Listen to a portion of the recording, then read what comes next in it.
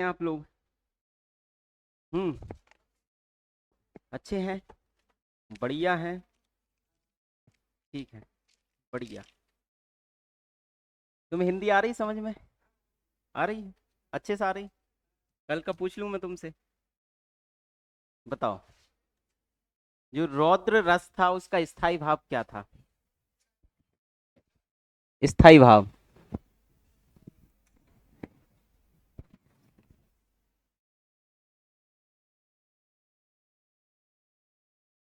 फिर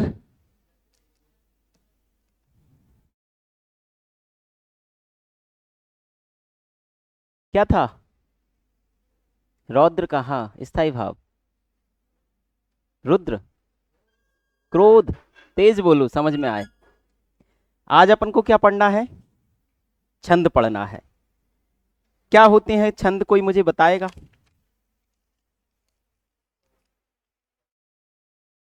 हम्म। कोई भी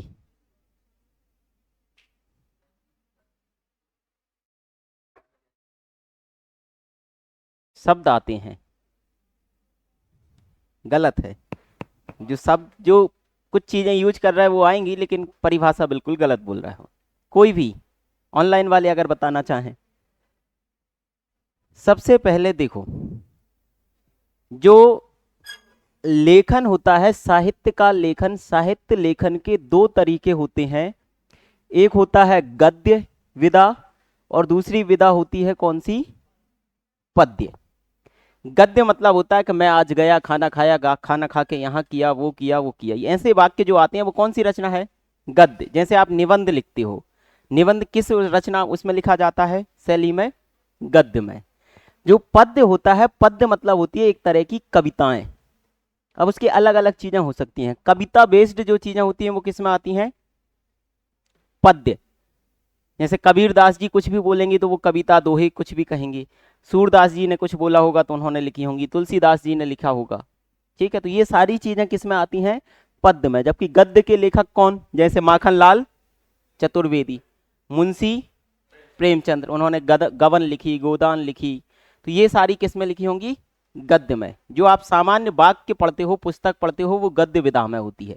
जबकि कविताएं, दोहा, चौपाई, छंद, ये सारी चीजें किस में आती हैं? पद्य में आती हैं। तो हम वापस आए किस पर? छंद पर। छंद एक तरह का पद्य काव्य होता है। पहली बात, क्या होता है? पद्य। पद्य मतलब समझते हो, जिसमें कुछ लय होती है, उसको अपन क्या बोलते हैं? पद्य रचना बोलते हैं।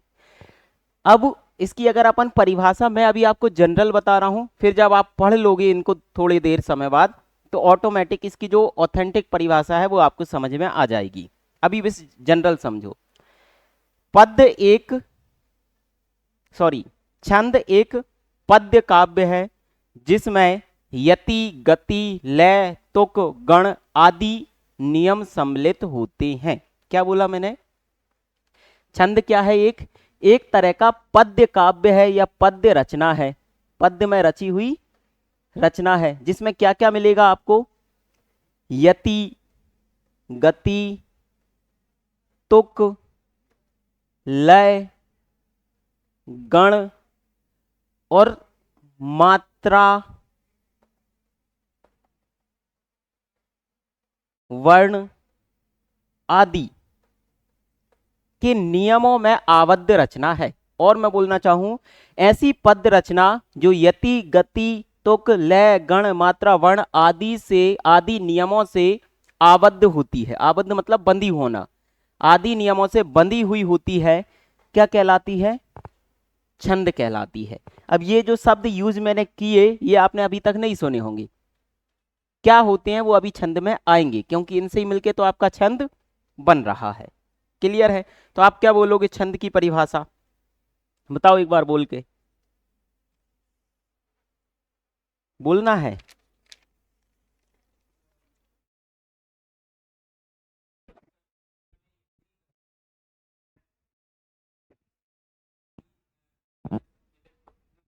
उसे छंद कहते हैं। क्लियर है? ये एक जनरल परिभाषा है, इसको आप याद आपको रखना है। अब अपन छंद के भेद देखने का प्रयास करेंगे। क्या देख रहे हैं? छंद के भेद। बहुत सामान्य भेद बता रहा हूं, फिर मैं आपको बाद में और अंदर से बताऊंगा इसके। अच्छा, आपके सिलेबस में क्या लिखा है अगर आपने देखा हो, इस तरह से लिखा है छंद, फिर लिखा है दोहा, कौमा, चौपाई, कौमा, सोरठा।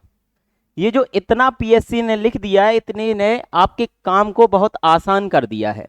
अगर छंद जब आप पढ़ोगे तो छंद के यहां जो भेद लिखे हैं वो कितने लिखे हैं? 1 2 3, लेकिन कम से कम ऐसे 50 से 60 भेद होते हैं किसके? छंद के। हमें वो 50-60 नहीं पढ़नी, हमें सिर्फ क्या पढ़ना है? दोहा, चौपाई और सोरठा, बस। इसके अलावा आपको कुछ नहीं पढ़ना है, ये फिक्स कर दिया है सिलेबस में। तो हम अगर छंद के सामान्य भेद देखें तो सबसे पहले छंद को 3 भागों में बांटा है। कई बुकों में 4 में देते हैं, लेकिन मैं आपको 3 ही बताऊंगा, और वो आपके सिलेबस में नहीं, मतलब एग्जाम में नहीं आना। आएंगे क्या? तो आएंगे ये तीनों जो मैंने अभी आपको बताए थे। कौन कौन से?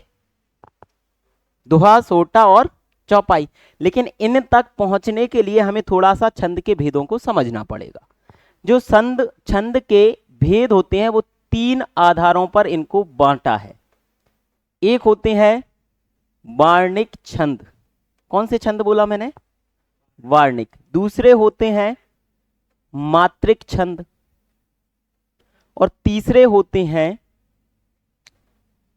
मुक्तक छंद।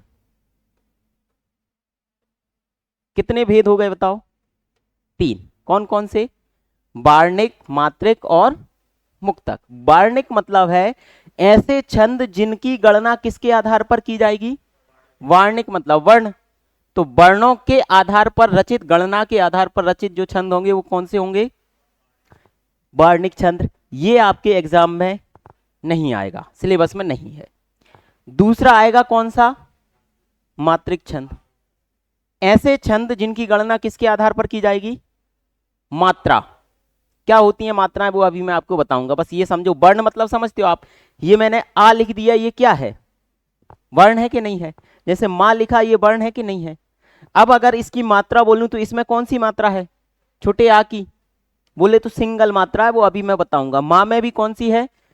सिंगल, छोटे आ की मात्रा छुपी है इसमें भी। ठीक है, ये होती है मात्राएं। तो जिन छंदों की गणना किसके आधार पर, रचना किसके आधार पर हो?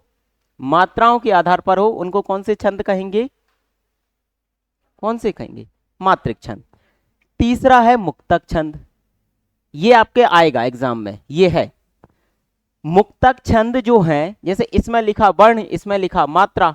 मुक्तक, मुक्त मतलब समझते हो? मुख नहीं है, मुक, मुक्त, मुक्त। जा तुझे आजाद किया, मैंने तुझे अपनी कैद से मुक्त कर दिया, सुना होगा। मुक्त मतलब होता है आजाद। बोले तो ना वर्ण के आधार पर ना मात्रा, बल्कि मुक्त होती हैं ये। वो छंद कौन से? मुक्तक छंद। ये भी आपके काम का नहीं है।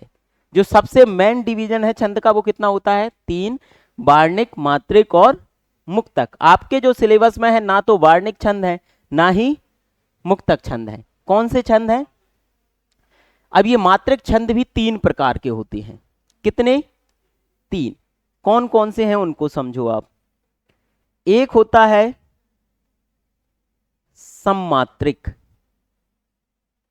कौन सा है? सममात्रिक। दूसरा होता है अर्ध सममात्रिक,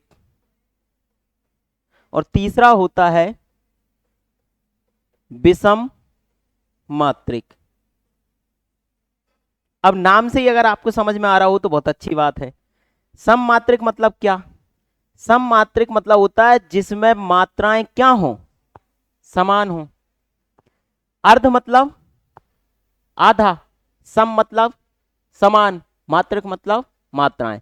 बोले तो आधे में मात्राएं समान होती हैं, आधे में अलग होती हैं, तो वो कौन सा हुआ? अर्ध सम मात्रिक। इसका मतलब क्या है? सम मात्रिक, अभी वो समझ में आएगा कैसे कैसे होगा। बस सम मात्रिक मतलब समान मात्राएं, अर्ध सममात्रिक मतलब आधी समान मात्राएं, आधे में समान आधे में असमान। जबकि ये क्या लिखा है, विषम मात्रिक, मतलब इसमें मात्राएं सब में क्या होंगी, अलग होंगी। ठीक है, आपके काम का ये भी नहीं है, यहां से ये भी कैंसिल। अब बचे क्या, ये सममात्रिक और दूसरे कौन से, अर्ध सममात्रिक। अब इस सममात्रिक के अंदर भी कई सारे छंद होते हैं, लेकिन आपके सिलेबस में जो लिखा है एक, उसका नाम है दोहा। क्या लिखा है, सॉरी, उसमें लिखा है चौपाई। तो जो चौपाई होती है, एक प्रकार का चौपाई क्या है, छंद है। तो वो चौपाई छंद किस में आता है, सममात्रिक में। इस सममात्रिक में और भी आएंगे, अकेला चौपाई नहीं है, हरगीति का आता है और ऐसे ही कई सारे छंद 20-30 आते हैं। अपन को सिर्फ कौन सा पढ़ना रहेगा, चौपाई। तो मैं अगर आपसे पूछूं कि चौपाई किस तरह का छंद है, तो आप बोलोगे ये एक सममात्रिक छंद है। ये एक, अगर सममात्रिक है तो मात्रा तो आई गई, मात्रिक छंद का भेद ही है, आ जाएगा। दूसरे जो आपके दो लिखे हैं, कौन कौन से लिखे हैं, एक लिखा है दोहा और एक लिखा है सोरठा। ये दोनों ही आपके किस में आते हैं, अर्ध सममात्रिक। बोले तो इसमें आधी मात्राएं समान होंगी, आधी मात्राएं अलग होंगी। वो अभी अपन पढ़ेंगे एक एक करके, सब चीजें क्लियर होंगी, लेकिन जो भेद है वो आपको थोड़ा सा समझ में आना चाहिए। इतना सबको क्लियर क्या नहीं है, देखो डबल से मैं आपको रिपीट करता हूं। मैंने बोला क्या, छंद, छंद के कितने भेद, 3। एक, वर्णों की गणना हो तो कौन सा, वर्णिक। मात्राओं की गणना हो तो मात्रिक। जहां दोनों की गणना ना हो वो मुक्तक। जो वार्णिक छंद है ये अपन के सिलेबस में नहीं है। मात्रिक छंद है तो इसके फिर कितने भेद होते हैं, 3। एक सममात्रिक, एक अर्ध सम और तीसरा विषम।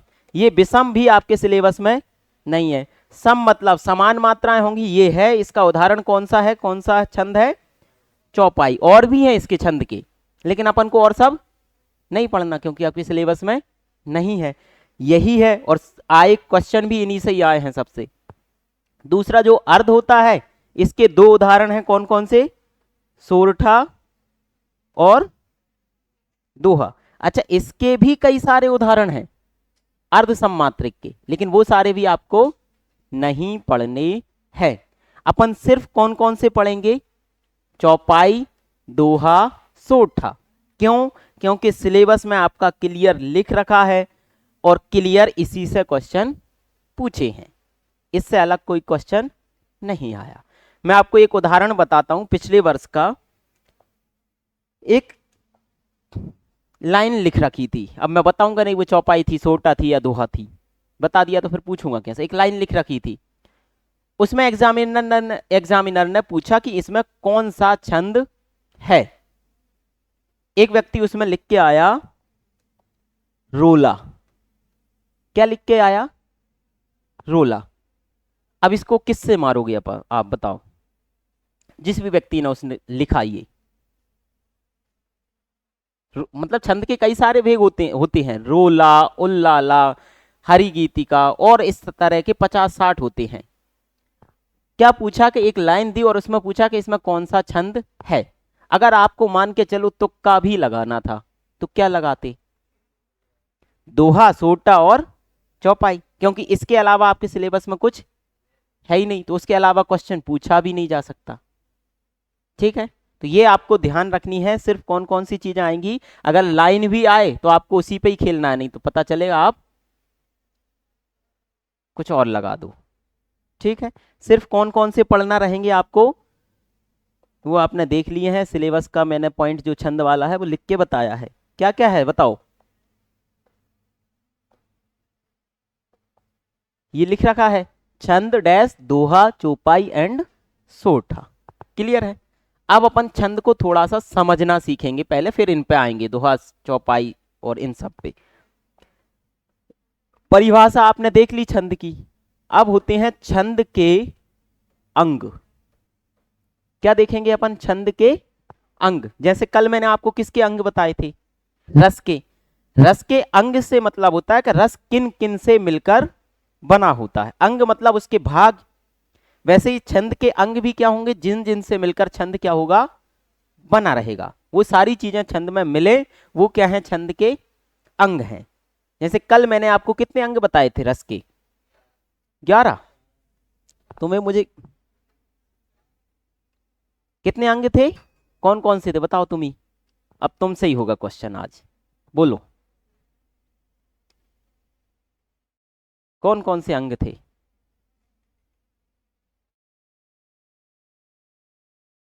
मैं इधर पीछे छुप जाऊं मुझे देख के, अगर भय हो रहा हो, कुछ भयानक रस याद आ रहा हो। नहीं आ रहा। आप सब लोगों ने रामायण देखी है। मैं बहुत सारी जगह पढ़ाता हूँ तो वो बच्चे कहते हैं सर हम पढ़ के तो आते हैं, याद भी होता है हमें, लेकिन जब भी आप सामने आ जाते हो हम भूल जाते हैं। तो आपने रामायण देखी होगी, रामायण में एक किरदार था उसका नाम था बाली। सुना था, बाली की क्या खास बात थी, उसके सामने जो भी व्यक्ति आता था वो उसकी आदि शक्ति छीन लेता था, इसलिए राम भगवान ने उसको छुप के मारा था। तो आपकी जानकारी के लिए मैं बता दूं, मैं बाली नहीं हूं, जो आप मेरे सामने भूलो या कोई भी भूले। हाँ बताओ, अब याद आए कुछ, खड़े हुए हो कभी क्लास में, नहीं हुए ना, मैं कर देता हूँ लेकिन क्लास में। बताओ, तुम बताओ इधर। स्थाई क्या, विभाव के भेद बताओ। और उसके अनुभाव के भेद बताओ।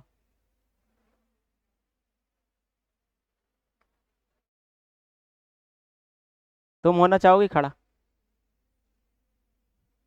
चलो आ जाओ। छंद के अंग, रस के कितने अंग थे, 4। विभाव, अनुभाव, संचारी भाव और स्थाई भाव। वैसे ही जो छंद है, छंद के कितने अंग होते हैं, 8। कितने अंग हैं छंद के, 8। पहले तो मैं उनके सबके क्या लिख रहा हूं, नाम। पहला जो है वो चरण होता है, या इसी को हम दूसरा नाम से जानते हैं पाद। दूसरा जो है इसे आप चाहे तो मात्रा बोलो या बोलो वर्ण। जब वार्णिक छंद होगा तो वर्ण काउंट होगा, जब मात्रिक छंद होगा तो मात्रा काउंट होगी। तीसरा जो भेद होता है वो होता है लघु और दीर्घ। अब ये लघु दीर्घ क्या होता है उसे अभी मैं आपको बताऊंगा, ठीक है। क्या क्या हो गए आपके, बताओ 3 भेद। लघु दीर्घ। चौथा होता है गति। पांचवा है यति। छठा है तुक। सातवां है लय। एक और बचा आपका भेद, वो और देख लो। हाँ ये नहीं लिखा ना मैंने अभी, गण नहीं लिखा ना कहीं पर, गण।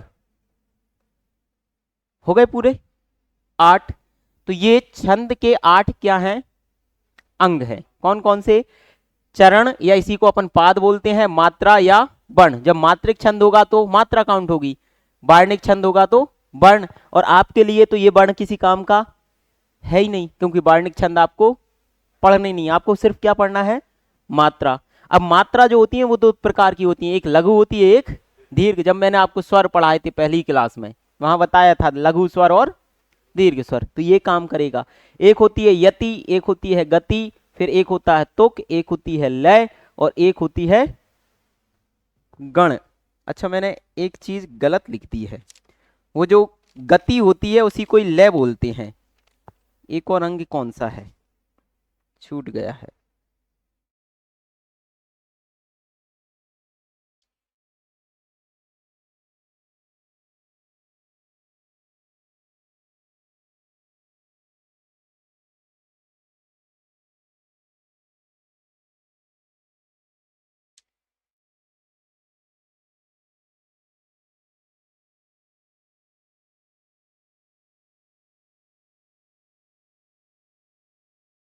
संख्या या क्रम। इस लय को काट के क्या लिखोगे, संख्या, या उसी को क्या बोलते हैं, क्रम।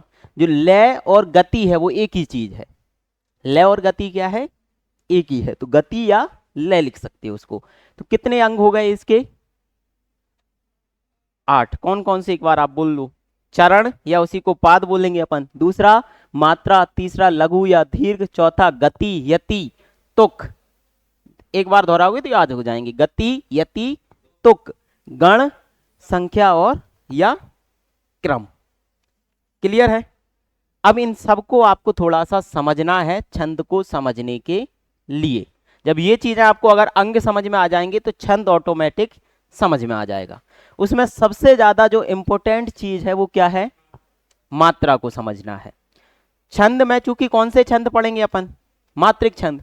और उन छंदों में आपको मात्रा गिनना आना चाहिए। जो लाइन दी जाती है आपको कोई भी, तो उसमें आप जो छंद ढूंढते हो वो मात्राओं को गिनकर ही ढूंढते हो कि इस छंद में कितनी मात्राएं हैं, और उनमें क्या हो जाएगा, आपका छंद क्लियर हो जाएगा। अब अपन एक एक करके इनको पढ़ते हैं। पहला क्या लिखा मैंने आपको? चरण, या इसी को अपन ने क्या बोला? पाद। इसका मतलब क्या है वो समझो। कल मैंने एक दोहा बताया था आप लोगों को, बताओ, विनय नाम से जो आया था।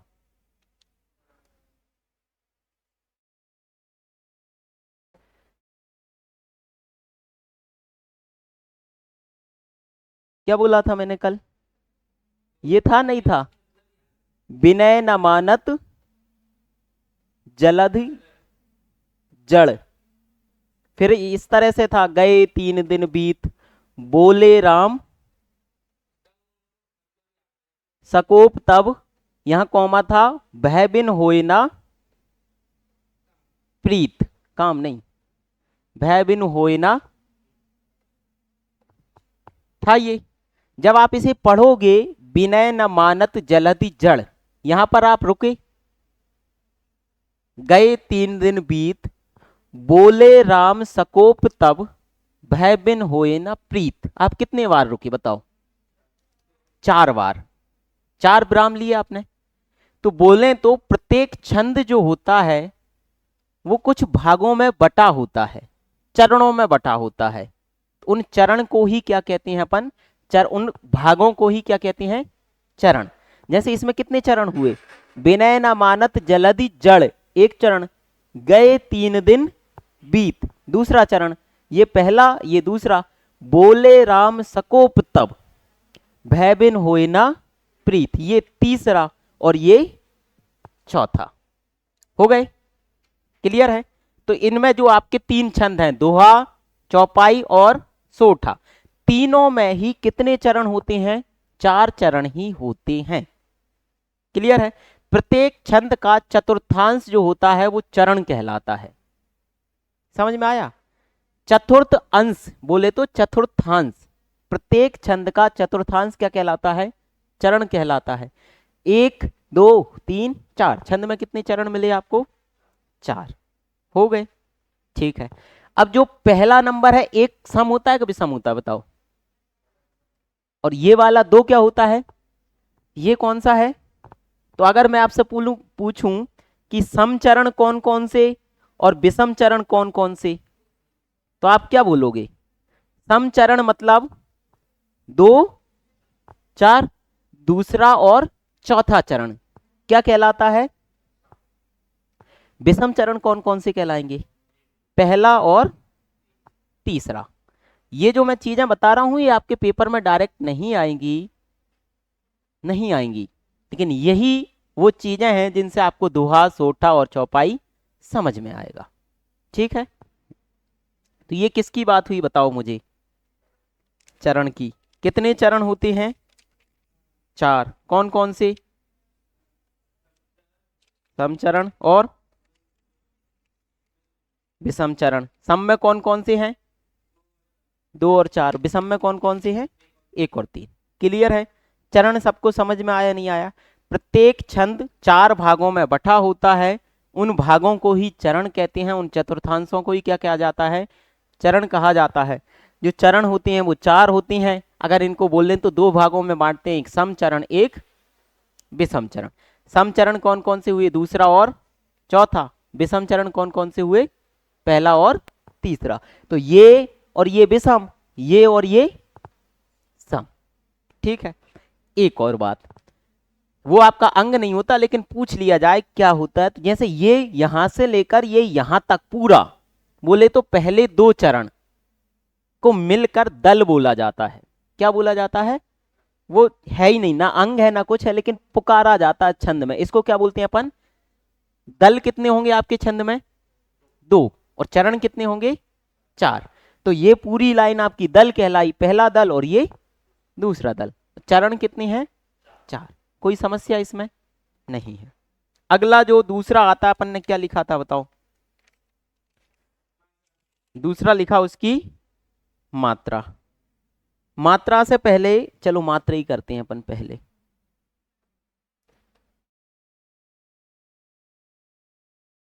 अब क्या है? मात्रा। पूरे छंद की मैं अगर आत्मा कहूं, जो तीनों छंद हैं, तीनों छंदों की मैं आपसे क्या कहूं? आत्मा। जिनसे आपको पूरे छंद समझ में आएंगे वो क्या है? मात्रा ही है। ये समझ में आपको आ गया तो सारी चीजें आ जाएंगी। ठीक है, अब मात्राएं होती क्या है वो समझो। जैसे कोई भी वर्ण आपके सामने लिखा है, क्लियर है? जो मात्राएं होती हैं वो दो प्रकार की होती हैं। एक तो होगी कौन सी मात्रा? लघु। एक होगी, वो अगला जो अंग है वो भी इसी में ही समझ में आ जाएगा, लघु और दीर्घ। ठीक है, लघु मात्रा कौन कौन सी है? लघु मात्रा होगी छोटा आ, छोटी ई, छोटा उ, या फिर आपको मिले ऋषि, ये भी छोटा उसमें है लघु में, या आपको मिले ये वाला चंद्र बिंदु। चंद्र बिंदु भी जहां लगा है वहां पर आपकी कौन सी मात्रा? कौन सी मात्रा? लघु। ये पांच चीजों को ध्यान रखना है। क्या? कौन सा? हाँ, वो भी इसी में इंक्लूड है, मात्रा भी है। तो मात्राएं क्या होती हैं? मात्राएं मतलब जो आपके स्वर उस पर लगे हुए हैं वो है। मात्राएं कितने प्रकार की? लघु और दीर्घ। तो दोनों अंग में एक साथ समझा रहा हूं, ये समझ लो आप। लघु और दीर्घ भी समझ में आ रहा है इसी में ही, और इसी में आपको क्या समझ में आ रहा है? मात्रा समझ में आ रहा है। ठीक है, अब दूसरा अगला क्या है इसका? दीर्घ। दीर्घ मात्राएं कौन कौन सी बताओ? बड़ा आ, बड़ी ई, बड़ा ऊ, ए, आई, ओ, औ, अम। अगर ये बिंदी है, याद रखना कौन सी बिंदी? अम। इसको क्या बोलते हैं? अनुस्वार बोलते हैं। ये है तब भी क्या होगा? दीर्घ ही होगा, याद रखना। ठीक है, फिर आपका आता है आह। ये भी क्या है? दीर्घ। इन सबको याद रखना है। लघु में कौन कौन से आए? छोटा, छोटी, छोटाऊ, ऋषि, और ये अगर आए तो क्या है आपका? लघु। और ये अगर आते हैं तो क्या है? दीर्घ। बोलो इतना क्लियर है? ठीक है, अभी तो बहुत सरल चीजें हैं, अभी समझ में आएगा आपको। अब जो लघु मात्रा होती है इसको छंद की परिभाषा में एक डंडे से दर्शाया जाता है। किससे दर्शाया जाता है? एक डंडा। एक डंडा मतलब क्या? लघु। जो दीर्घ होता है इसको इसकी भाषा में एस से दर्शाया जाता है, ये समझ लो। पूरा एस जैसा नहीं बनता लेकिन वो ऐसे ही समझो। अगर ये लगा है तो इसका मतलब है कि वो कौन सी मात्रा है? दीर्घ। बोले तो कितनी मात्राएं? दो। ठीक है, ये लगा है तो मतलब क्या है? वो लघु है। क्या? वो फुल स्टॉप है। लास्ट में जो लगता है तो मैं बता देता हूं, देखो ये जो मैंने लाइन बताई, विनय न मानत जलधि जड़ गए तीन, इधर देखो, कहां देख रहा है? तुमने पूछा ना क्वेश्चन, विनय न मानत जलधि जड़ गए तीन दिन बीत। इसके बाद जो आएगा वो सिंगल फुल स्टॉप आता है, पहले दल के बाद। बोले राम सकोप तब भय बिन होए न प्रीत, दूसरे दल के बाद दो। ये फुल स्टॉप है। इसका जो मैं ये वाला डंडा बता रहा हूं इससे कोई लेना देना नहीं है, वो फुल स्टॉप का साइन है। लेकिन मैं ये किसके लिए बता रहा हूं? लघु मात्रा के लिए। अभी जब आएगा आगे समझ में आएगा। ये किसके लिए काउंट होगा, निशान होगा? दीर्घ मात्रा के लिए। जैसे मैंने आपके सामने लिखा सुख, लिखा। अब एक बात, मात्राएं हमेशा किसकी काउंट होंगी, याद रखना। मैंने कहीं इनमें व्यंजन लिखा तो किसकी काउंट होंगी मात्राएं? स्वर की। तो इसमें सा में कौन सा स्वर छुपा है? छोटा ऊ। और छोटा ऊ की मात्रा क्या होगी? एक डंडा। और खा है तो खा की मात्रा, तो दोनों में क्या है, सिंगल मात्रा है कि नहीं है? है। अगर मैं इसी को लिख दूं भूख, तो इसको साइन किस तरह से बनाओगे आप? मात्रा भू, इसमें क्या है, बड़ा ऊ, तो यहां क्या हो जाएगा? एस। और उसके बाद क्या आएगा? खा में सिंगल मात्रा। ठीक है। कुछ भी शब्द में आपको इसकी प्रैक्टिस कर लो पहले। तो आपके सामने लिखा है सनम,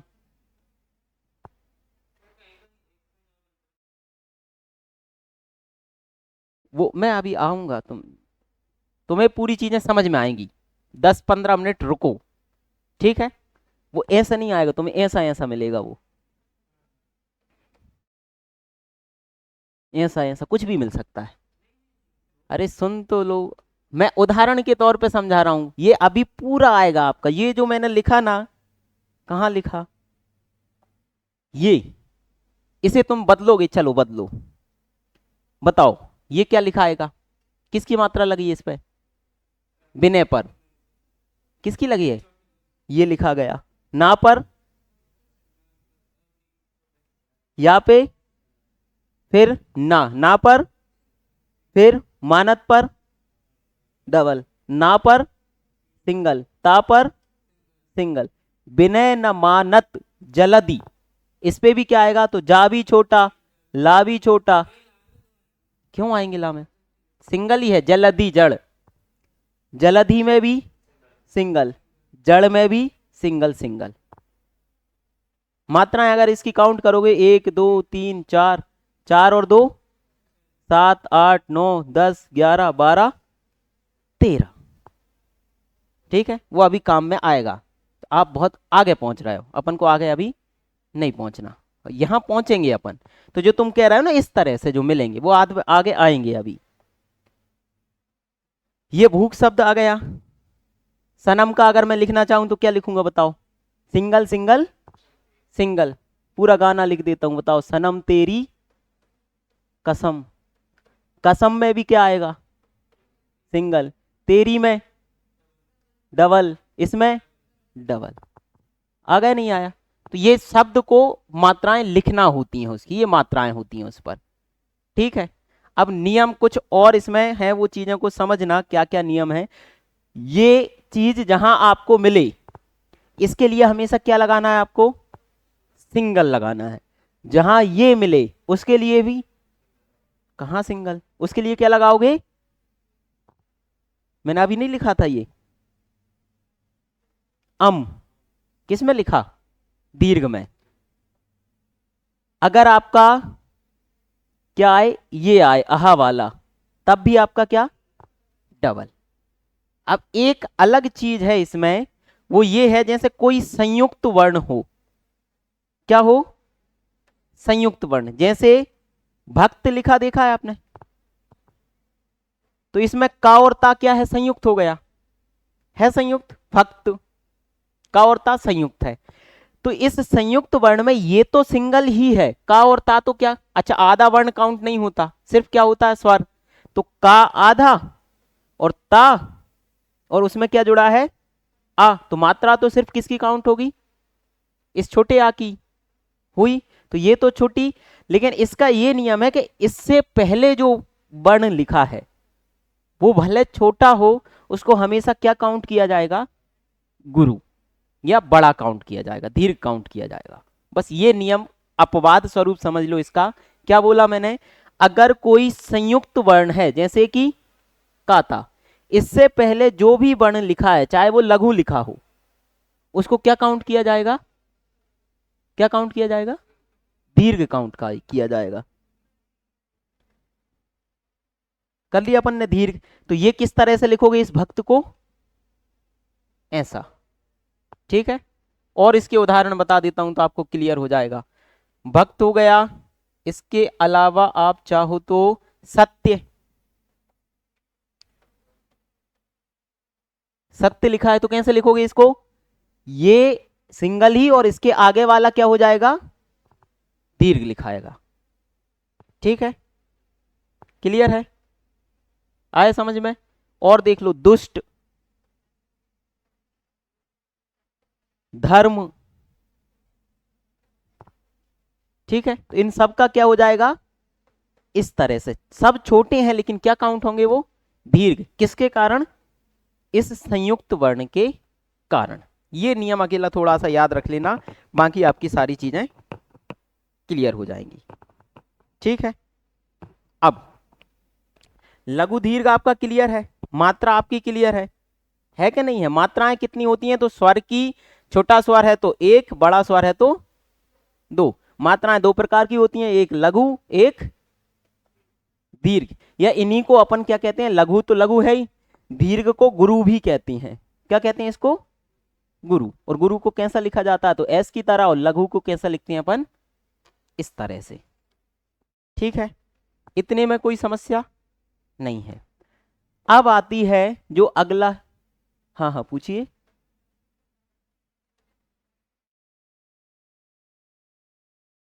तो भी बड़ा, तो फिर तो कोई समस्या है ही नहीं है।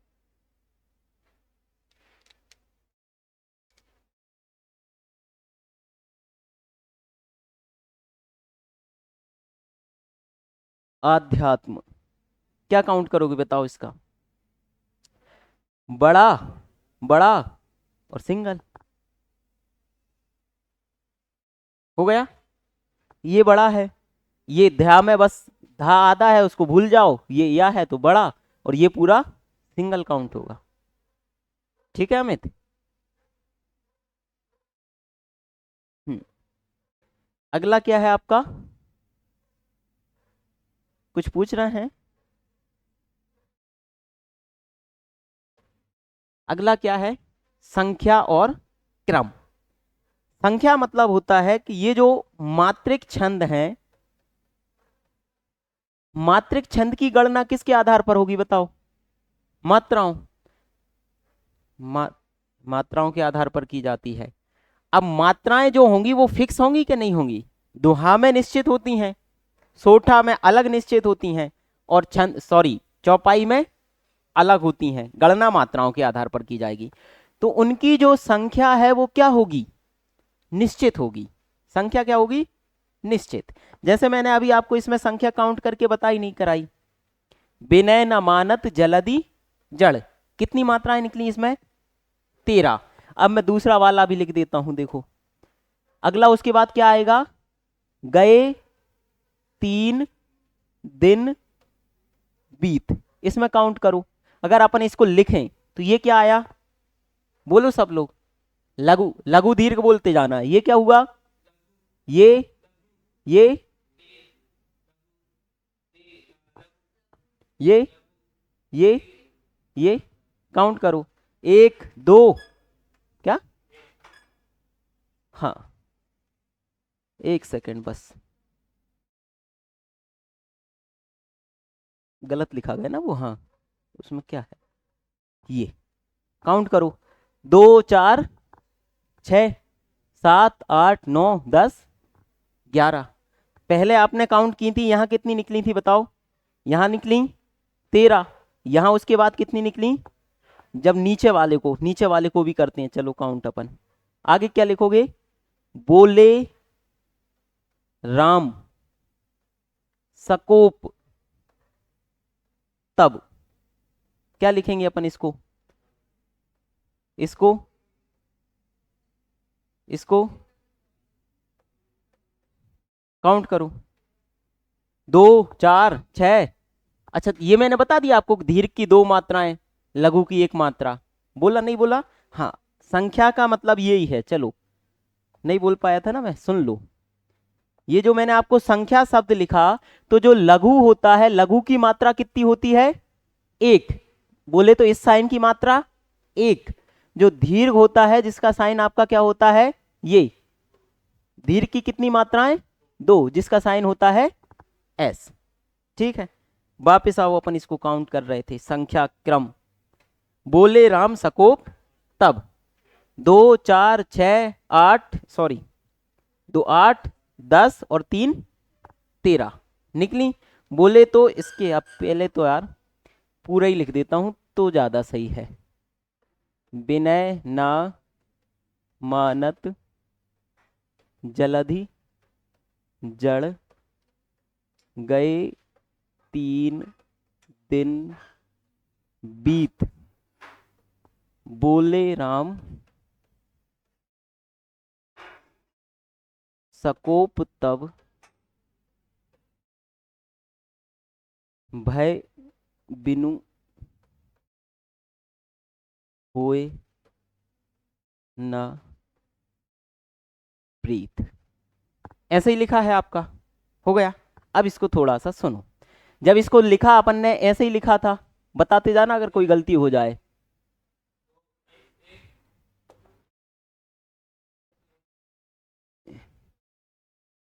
यहां खत्म हो गया। इसको अगर आप काउंट करोगे, आप 1 2 3 4 6 7 8 9 10 11 12, कितनी मात्राएं निकली इसमें? 13। इसका सिंगल सिंगल नहीं, गुरु गुरु सिंगल सिंगल सिंगल काउंट करोगे तो कितनी निकली थी? 11 हुई। 1 5 6 7 8 2 10 और 1 11। इसको अपन कैसे लिखेंगे?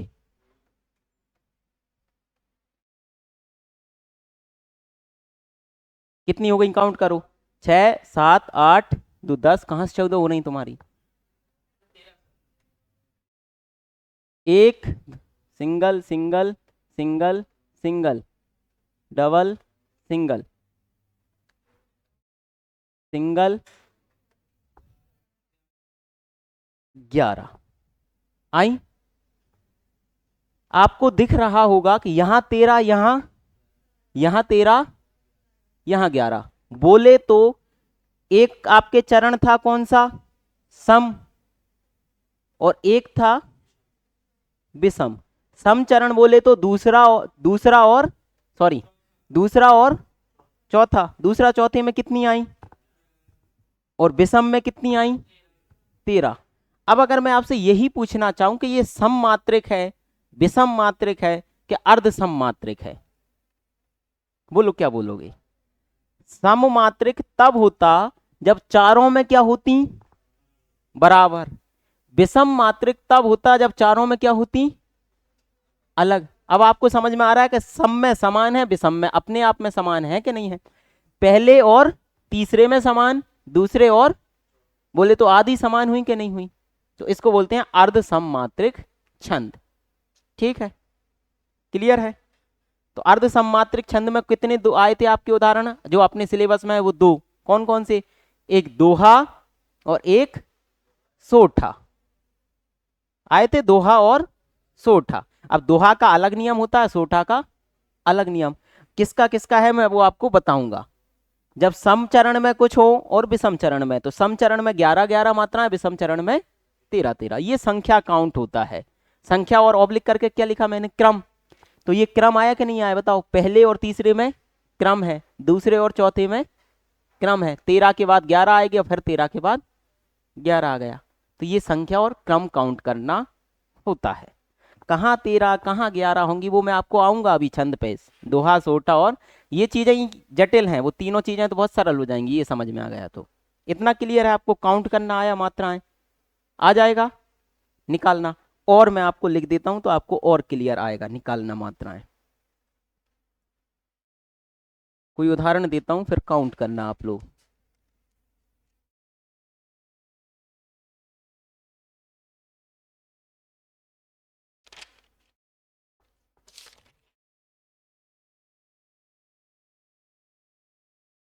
ये तो सबने सुना होगा, ऐसा तो मुझे नहीं लगता कि जय हनुमान ज्ञान गुण सागर, जय कपीस तिहु लोक उजागर, रामदूत अतुलित बल धामा,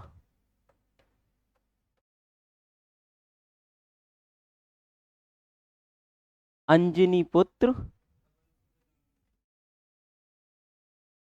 पवन सुत नामा। हो गया, हो गया। काउंट करें, इसका लिखें अपन दीर्घ लघु में अगर इसको लिखने का प्रयास करें तो ये कैसा आएगा?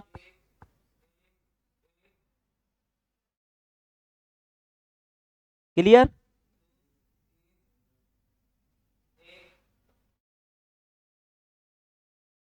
यहां खत्म हो गया। जय हनुमान ज्ञान गुण सागर। रुक जाएंगे अपन, इसको काउंट करेंगे। 4 2 6 7 2 9, 9 और 3, 9 और 3 12, 12 और 2 हो गई 16। कोई समस्या हो तो देखो, 2 4 6 7 8 9 10 11 12 13 14 15 16। इसको लिखें single single single double single. यहां यहां यहां कितनी हो रही हैं?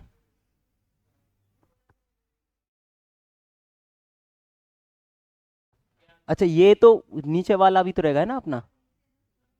हाँ, इसको उजागर कौन लिखोगे तो सिंगल डबल सिंगल सिंगल, तो 5 ये हैं और 11 ये हैं, तो ये भी कितनी हुई? 16। इसको भी लिखो double single double single, double बोल ना बोल के दीर्घ लघु दीर्घ लघु, लघु लघु लघु लघु लघु लघु दीर्घ दीर्घ। 2 4 6 8 9 10 11 12 13 14 15 हो गई 16। अंजनी।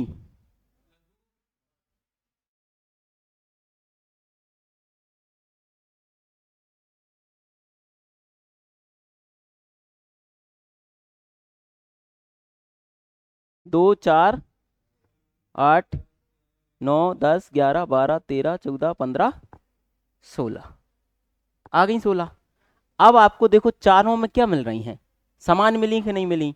तो ये कौन सा छंद है? सममात्रिक। और सममात्रिक में मैंने एक ही उदाहरण लिखा है आपको, चौपाई।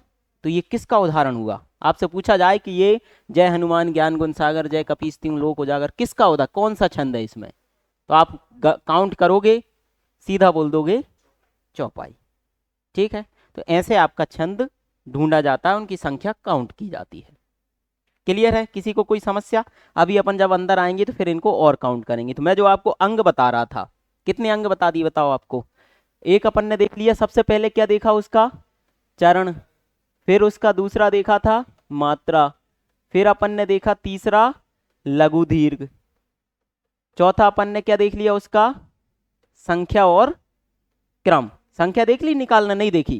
तो ये उसकी संख्या होती है। क्रम या तो समान हो सकता है क्रम, या एक के बाद सम विषम में हो सकता है। अब आपके बचे क्या? यति गति तुक और गण। क्या बचे? गण। तो मैं यति गति और तुक बता दूं पहले। जो गण है थोड़ा सा बड़ा है तो उसको अपन समझेंगे। पिछली बार क्वेश्चन पूछा था छंद में यति गति से आप क्या समझते हैं? सीधा क्वेश्चन था। क्या पूछा था? छंद में यति गति से आप क्या समझते हैं? तो एक है, बहुत सरल है, कुछ भी नहीं है। यति, यति मतलब अगर बोलूं तो यति मतलब है ठहराव, या बोलें तो रुकाव। तो इसमें आपने ये पढ़ा जय हनुमान ज्ञान गुण सागर, रुके? रुके कि नहीं रुके? यही कहलाती है उसकी यति। छंद पढ़ते समय जो ठहराव मिलता है उनको क्या बोलते हैं? यति बोलते हैं। क्लियर है? कुछ भी नहीं है इससे अतिरिक्त। ठीक है, जैसे जय हनुमान ज्ञान गुण सागर, रुक गए। जय कपीस तिहुँ लोक उजागर, रुक गए। रामदूत अतुलित बल धामा, रुक गए। अंजनी पुत्र, रुक जाओगे। तो ये क्या हुई उसकी यति। दूसरा कौन सा शब्द आता है? गति। यति पढ़ लिया अपन ने, समझ में आ गया। अगला होता है गति। गति का मतलब मैंने बताया लय। तो छंद को पढ़ते समय जो लय आती है उसको क्या बोलते हैं अपन? गति बोलते हैं। जैसे मैं आपके सामने ये लिख देता गुण ज्ञान हनुमान जय सागर गुण, कोई लय आई आपकी? ऐसे लिख देता अतुलित दूत राम धामा बल, आती क्या? नहीं आती। तो छंद को पढ़ते समय जो लय आती है उसको क्या बोलते हैं? गति। राम दूत अतुलित बल धामा अंजनी पुत्र, तो आपकी लय आई कि नहीं आई? तो छंद को पढ़ते समय जो लय होती है उसको ही क्या बोलते हैं? गति। अब अगला आता है तुक। क्या आता है अगला? तुक। तुक मतलब होता है जो छंद के अंतिम चरण है, छंद का अंतिम चरण का अंतिम शब्द है। जैसे आपने ये देखा, जय कपीसती हूं लोक उजागर, यहां आया क्या? सागर। जय हनुमान ज्ञान गुण और जय कपीसती हूं लोक उजागर, तो ये सागर और ये उजागर, इसमें तुक मिला लगा कि नहीं मिला? यहां मैं ऐसा कर देता, जय हनुमान ज्ञान गुण सागर जय कपीसती हूं लोक पवन, तो आपकी तुक मिलती। तो ये जो लय मिलती है किसकी? जो चरणों के अंतिम शब्द हैं उनमें एक लय होती है, जुड़ाव होता है, एक समानता होती है शब्दों की, उसको अपन क्या बोलते हैं? तुक बोलते हैं। क्या बोलते हैं? क्या? हाँ, राइम्स की मैं नहीं जानता क्या होता है, वही होगा जो तुम बोल रहे हो। तो हाँ, मेल मिलाप वाले जो शब्द होते हैं वही होते हैं, ठीक है। सागर उजागर। वैसे नीचे वाले में देखोगे बल धामा नामा, तो है कि नहीं है? तो ये कहलाता है क्या? तुक। अब जो तुक के आधार पर, किसके आधार पर? तुक के आधार पर छंद दो प्रकार के होते हैं, एक कौन से? तुकांत और दूसरे अतुकांत। कितने प्रकार के होते हैं इस आधार पर? आपके उसका काम का नहीं है लेकिन फिर भी समझ लो, जिनमें तुक हो वो तुकांत और जिनमें तुक ना हो अतुकांत। आ मतलब नहीं, तुकांत मतलब तुक। तो जिनमें तुक होता है, बोले तो ये इस तरह का जुड़ाव होता है, वो तुकांत कहलाते हैं, जिनमें नहीं होता वो अतुकांत कहलाते हैं। आपके में होगा इसलिए आपके क्या कहलाएंगे? ये सब तुकांत कहलाएंगे। आप जितने भी पढ़ोगे वो सब क्या होंगे? दोहा सोटा चौपाई में सब में क्या आएगा? तुक आएगा, ठीक है। अब अगला और लास्ट जो बचा वो बचा क्या? गण। क्या बचा? गण। अब ये जो गण है ना, ये थोड़ी सी बड़ी चीज है इसके संदर्भ में, अब अपन उसको समझेंगे, ठीक है। गण जो होता है वो एक समूह है। क्या है गण? समूह। कितने वर्णों का? 3 वर्णों का। गण क्या है? अब समझना थोड़ा सा, वो आपको फिर समझ में आएगा। और बाकी इससे बनने की कोई चांस नहीं है, लेकिन फिर भी आपको छंद अगर पढ़ना है तो इसको सीख लो। बाई चांस अगर बहुत ज्यादा डीप में पूछा तो आपको ये काम में आ सकता है। मैं समझाऊंगा बहुत अच्छे से और आपको समझ में भी आ जाएगा। गण मैंने क्या बोला? 3 वर्णों का समूह है। अब वो 3 वर्ण क्या हो सकते हैं? वो लघु लघु लघु हो सकते हैं, वो लघु दीर्घ लघु हो सकता है, इसी तरह से कुछ भी, मतलब दीर्घ दीर्घ दीर्घ हो सकते हैं, इस तरह के सब हो सकते हैं। तो टोटल अगर निकालोगे तो 9 निकलेंगे, लेकिन 9 नहीं होते। वो कितने हैं मैं अभी आपको बताऊंगा। तो जो समूह है वो क्या है? गण क्या है? 3 वर्णों का समूह है। 3 वर्ण कौन कौन से? या तो लघु वर्ण होगा, दीर्घ वर्ण होंगे, या दोनों का मिक्सचर होगा। कोई लघु आ जाए, 2 शुरू में लघु लघु आ जाए फिर दीर्घ आ जाए, या शुरू में 2 दीर्घ दीर्घ आ जाए फिर लघु आ जाए, इस तरह का ये बनता है।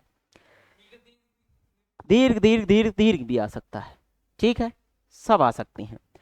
क्या क्या आएंगे वो भी मैं आपको अभी बताऊंगा। तो ये क्या कहलाता है? ये समूह गण, ठीक है। अब इसको थोड़ा सा गण को समझने के लिए एक आपको ट्रिक याद करना है, और हो सकता है आपने बहुत पहले सुनी होगी। इस ट्रिक का नाम है यमाता राज भान सलगा, ठीक है। क्या है वो ट्रिक? यमाता राजभान सलगा, ठीक है। हो गई नहीं हुई? यमाता राजभान सलगा। अब इसको अपन लिखें अगर, तो इसके शब्द ही बताएंगे कि क्या लिखोगे आप। सबसे पहले क्या है? या। तो कुछ नहीं है, गण उसमें जोड़ो या में और उसको लिख दो यगण। दूसरा क्या है बताओ उसमें, मां, तो मां को लिख दो मगण। तीसरा क्या है, ता, ता को लिख दो तगण। फिर क्या है, रा, रा को लिख दो रगण। फिर क्या है, जा, जा को लिख दो जगण। फिर है भगण। फिर है नगण। और फिर है सगण। बस यहीं तक आपके ये होती हैं। तो गणों की संख्या कितनी हो गई, 8। कौन कौन से गण होते हैं, यगण मगण तगण रगण भगण जगण भगण सगण, सब कितने हो गए टोटल, 8। ये कैसे याद होंगे सर, ये ऐसे याद होंगे, यमाता राजभान सलगा। क्या बोलोगे आप, क्या, सलगा वो अतिरिक्त याद करने की ट्रिक है, अभी आएगी वो क्यों लिखी गई है, उसका कारण भी मैं आपको बताऊंगा। उस सलगा की जगह चाहो तो आप क्या सकला कर लो, लेकिन होना इसी तरह का चाहिए, वो क्यों है मैं आपको बताऊंगा। चाहो तो का और ला कर दो सकला, चाहो तो सा और सपला कर दो, चाहो तो आपको अगर ये आ रहा है तो ये भी कर सकते हो सपना, ठीक है। चौधरी मत जोड़ना पीछे। तो कैसे याद करोगे, यमाता राजभान सलगा, बोलो एक बार, सलगा हो गया याद। अब वो क्यों है उसका काम भी है कुछ, उसकी बहुत अच्छी ट्रिक अगर किसी व्यक्ति ने, और ये आपको हर बुक में मिलेगा, मतलब ऑथेंटिक से ऑथेंटिक बुक में लिखा हुआ है, ये नियम ही है वो एक तरह का। तो क्या आ गया आपका, यमाता राजभान, कोई समस्या यहां तक नहीं है। तो अब इसको देखेंगे अपन।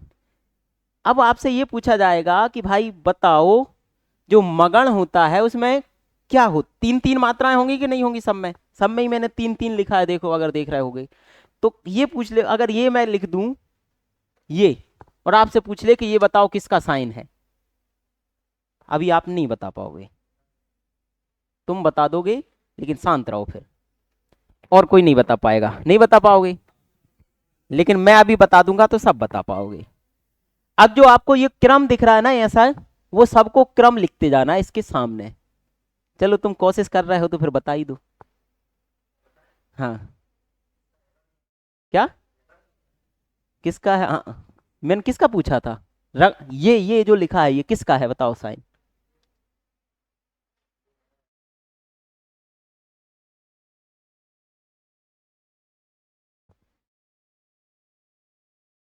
किसका है, ना, नगण का, सही बताया है। आ जाओ, ये इस तरह से ये याद होगा, ये हमारा राजभान सलगा, या फोर यगण, मा फोर मगण, ता फोर तगण, रा फोर रगण, जा फोर जगण, भा फोर भगण, ना फोर नगण और सा फोर सगण। क्लियर।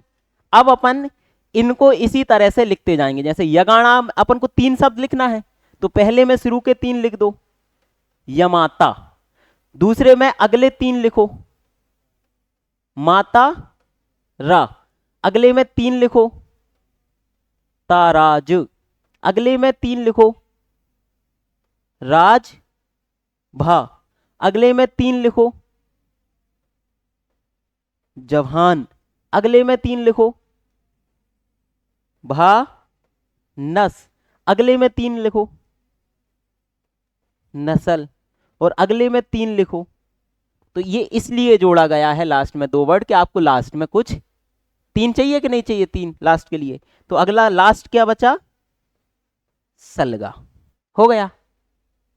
ये तोड़ना आया कैसे लिखा है, अब ये क्यों तोड़ा है वो इसकी याद करने के लिए।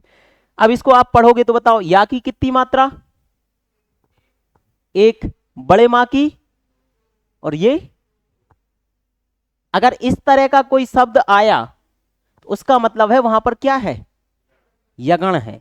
क्या है वहां पर, यगण। अच्छा यही नहीं है कि यमाता, इसका कोई भी उदाहरण हो सकता है, जैसे चमाता, ये भी क्या है, यगण ही है कि नहीं है यगण, सॉरी हाँ यगण। और बताओ कुछ भी, जैसे आपका पपीता, बताओ इसमें यगण है कि नहीं है, सिंगल, लघु, गुरु, गुरु,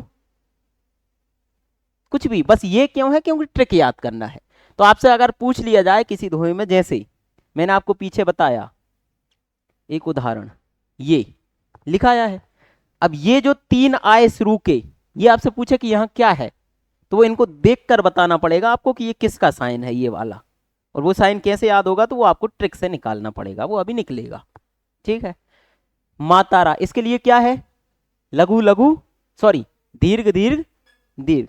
ताराज का क्या होगा, दीर्घ दीर्घ। राजभा का क्या होगा, जवान का क्या होगा, इसका नस्ल का, सलगा का। हो गया, नहीं हुआ, निकाल लिया आपने सूत्र। कैसे निकाला वो आपको समझ में आ गया, यमाता राजभान सलगा।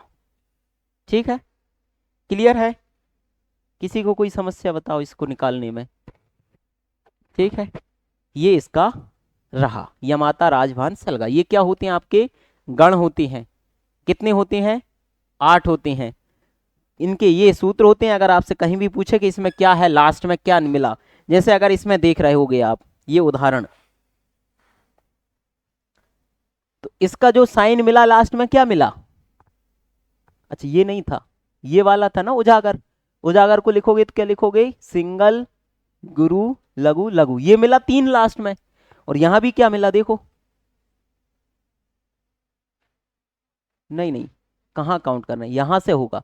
ये यहां मिला, ये यहां मिला, एक जैसा नहीं मिला कि यहां भी ये और यहां भी ये। और ये किसका साइन है, इधर जाओगे तो दीर्घ हो और फिर ये हो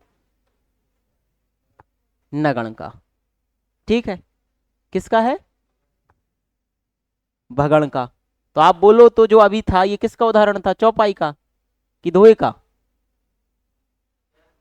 हाँ दोहे का था। जय हनुमान वाले में देखा है अपन ने, हाँ ये चौपाई का है।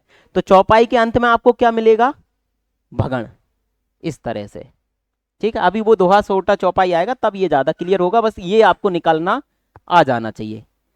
क्लियर है कि नहीं, ये आया नहीं आया क्या, इसका क्वेश्चन क्या बनेगा मैं अभी आपको बता रहा हूं। ये इसमें नहीं बनेगा, वो किससे बन सकता है, दोहा सोटा चौपाई से इसको लिंक करके बन सकता है। जैसे पिछली बार क्या बन गया उससे लिंक करके, दोहा सोटा चौपाई से, यति गति क्या होती है। तो छंद को पढ़ते समय जो रुकाव होता है उसको यति बोलती है, और जो उसमें धारा प्रवाह लय आती है उसको गति बोलते हैं। ठीक है, अब उसमें क्या बनेगा मैं आपको बता रहा हूं, जब अपन दोहा सोटा और चौपाई पढ़ेंगे। तो मैं तीनों को एक साथ बता दूं आपको, हाँ हाँ बोले, हाँ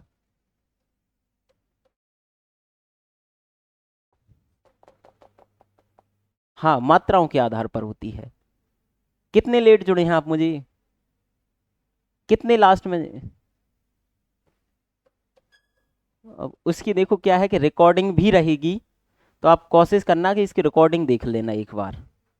अभी तो देखो समझ में तो आएगा, चाहो तो एक बार रिकॉर्डिंग भी देख लेना, चौपाई दोहा और सोरठा। ठीक है, यही तीनों समझना है आपको। मैं एक बार आपको पिछला वाला डबल से समझाऊंगा अगर किसी को क्लियर ना हो, यमाता राजभान सलगा। एक बार जल्दी से देख लो आप, मैंने ट्रिक क्या बताई आपको, यमाता, बोलो सब लोग, सपना, हाँ सपना भी लिख सकते हो। या, तो या का क्या हो गया, यगण। माँ, माँ का मगण, फिर तगण, बोलते जाओ।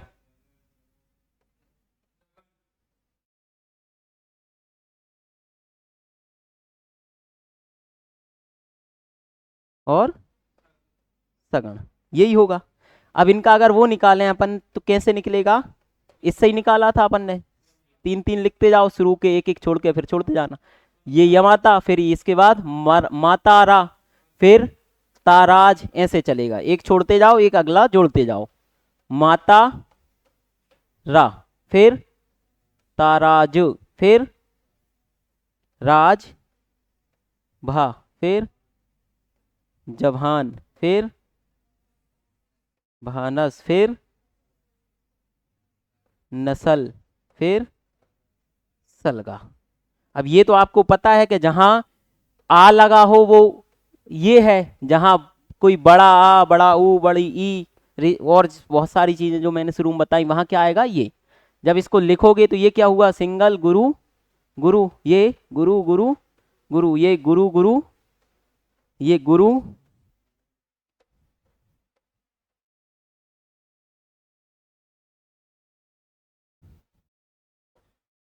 कोई निकालने में समस्या नहीं है। ठीक है, तो ये साइन आपको ढूंढ के करना है। अब अपन आ जाते हैं किस पे, जो मैंने आपको लिख दिया है।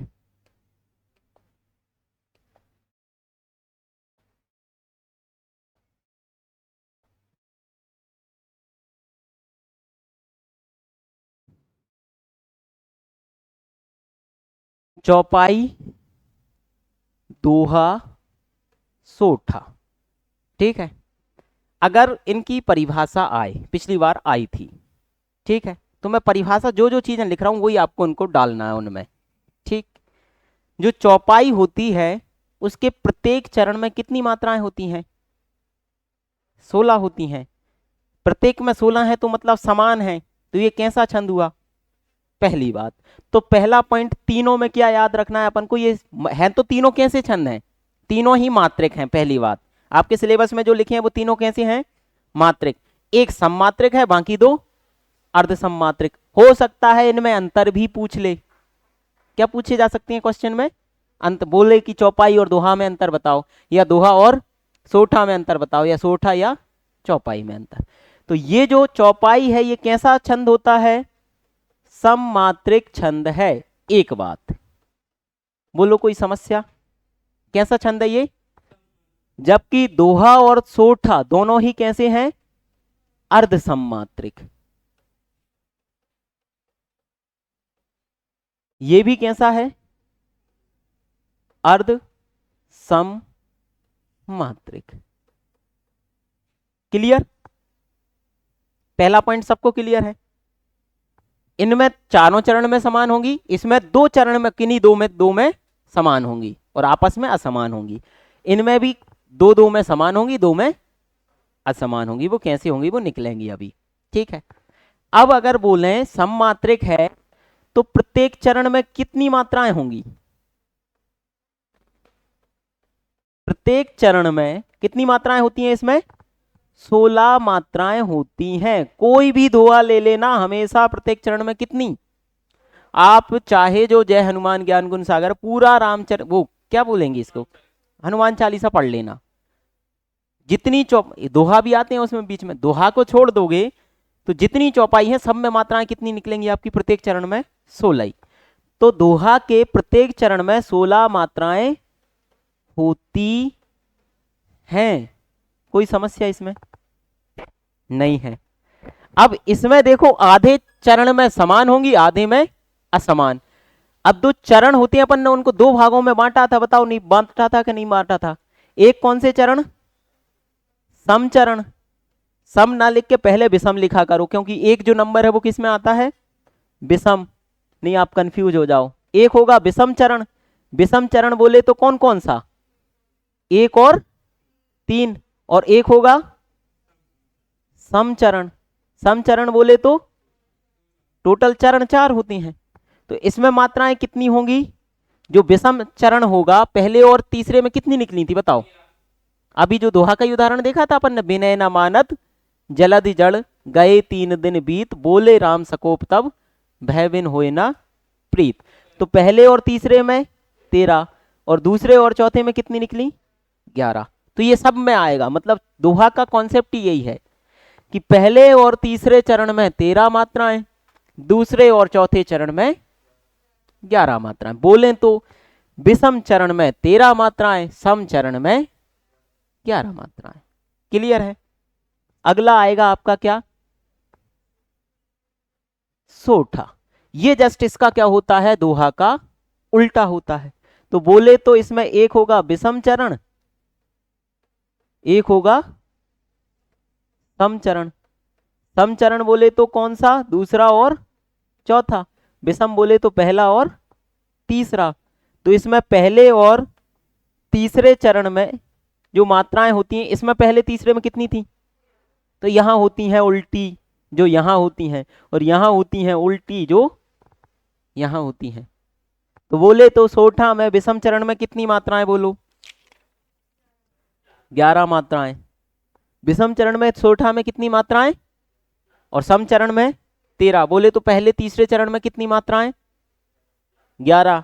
और दूसरे और चौथे में 13। अब मैं आपको कोई भी उदाहरण लिख दूं और आपसे पूछूं कि बताओ इसमें कौन सा छंद है, तो आप बता दोगे कि नहीं बताओगे? बता दोगे। तो लिखो उदाहरण, आपकी कॉपी में इसको करना है आपको।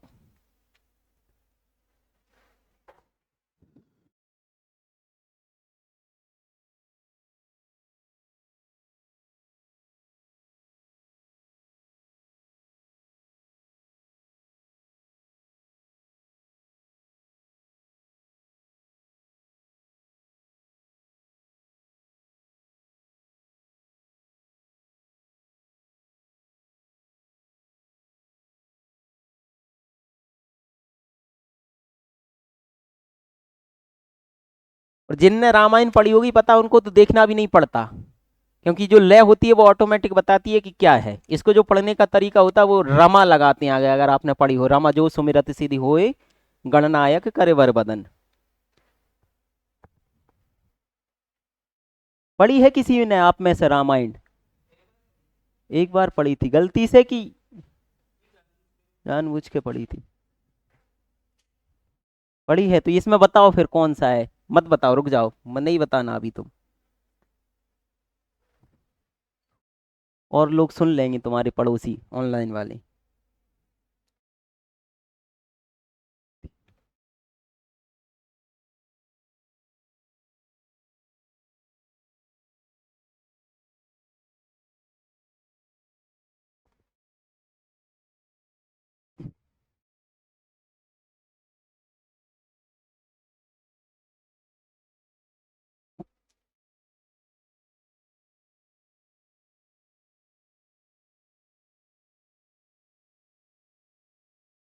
क्या है?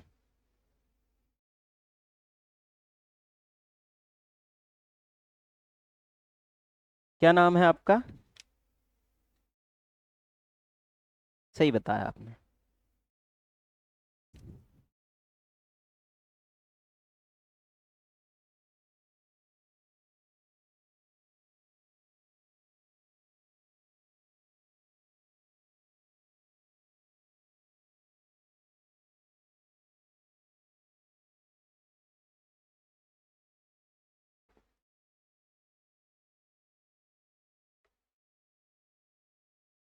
क्या? इसमें ये बताना है भाई साहब, इन तीनों में से क्या है? चौपाई है, दोहा है, कि सोटा है ये? बताओ। आज तुमने बता दिया तो कल की क्लास में तुम्हें टॉफी, टॉफी डेयरी मिल्क 5 रुपए वाली।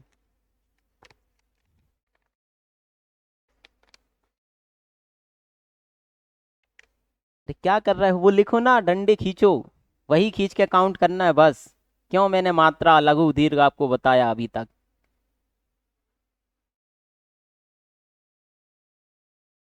और ऑनलाइन वाले सब गायब हैं क्या?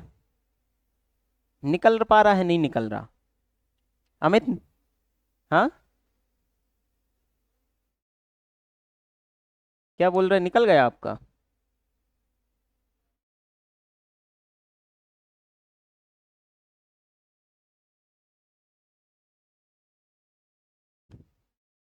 नहीं दिखा रहा? लो देख लो। गुड। क्या है? तुम क्यों गलती करते हो ये बताओ? कहीं कहीं भगना है जल्दी में? भगना है जल्दी में अपन को कहीं? हाँ भाई साहब, अपना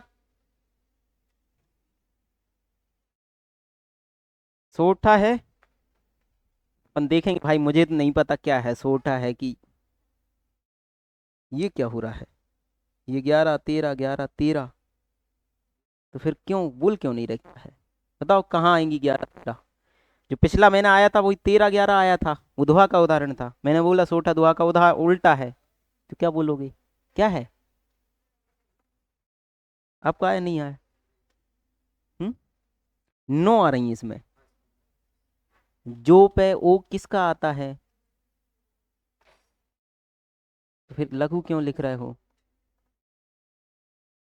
ये ओ किसका है? बस खत्म, 11 आ गई। चलो, आ गया सबका?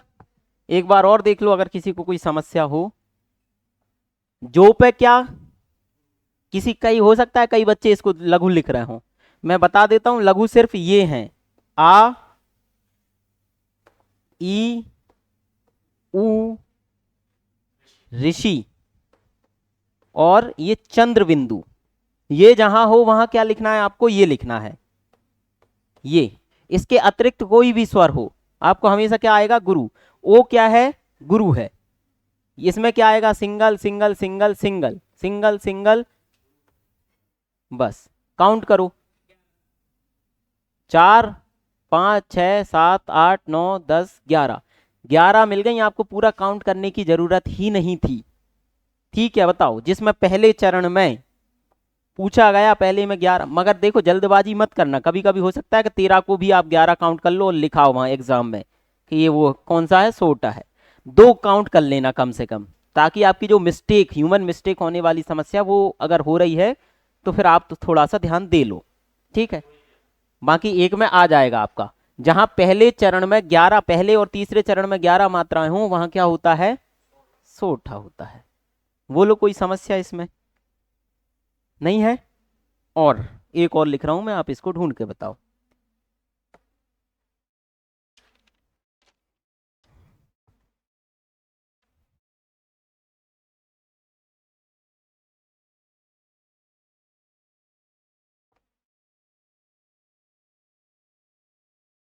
हाँ, पीछे का क्या देखना है इसमें, यही वाला।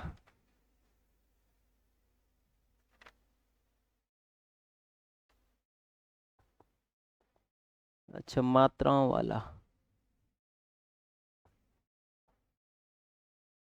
इसी में ना।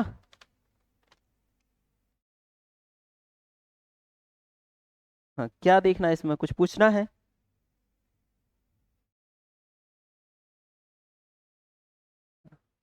अच्छा, लिंक चली गई थी, ओके।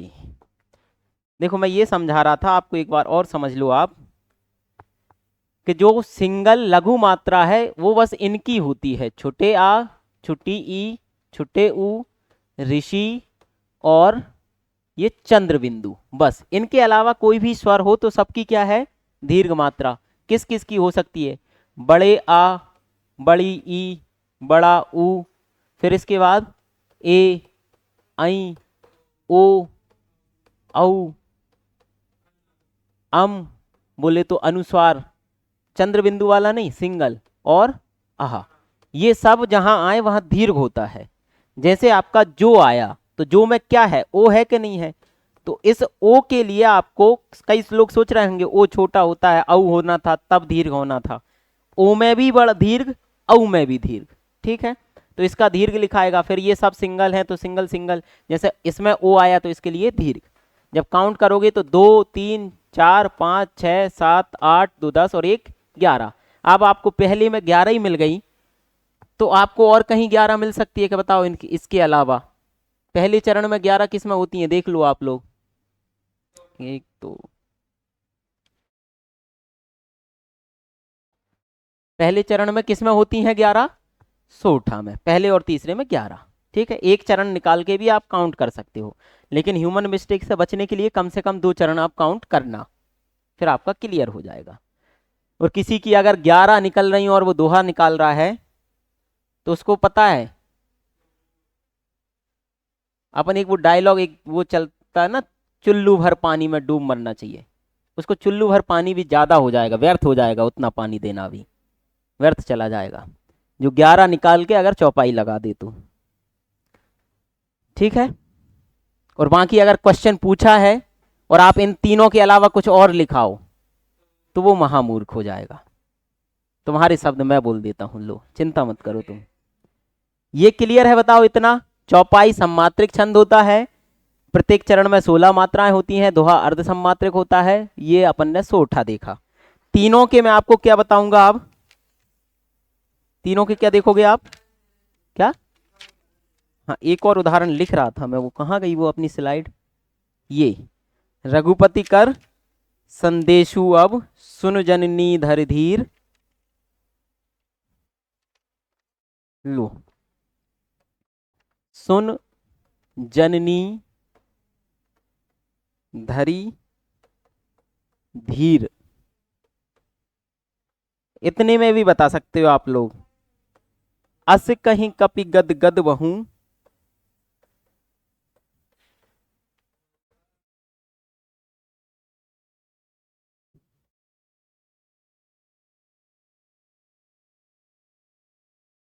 भरे बिलोचन नीर। ठीक है, निकालो आप लोग। हुआ है? जल्द का काम शैतान का, और जल्दी जल्दी में कर देते हो आप गलती। देख लो अब यहां पर दोहा है कि नहीं है।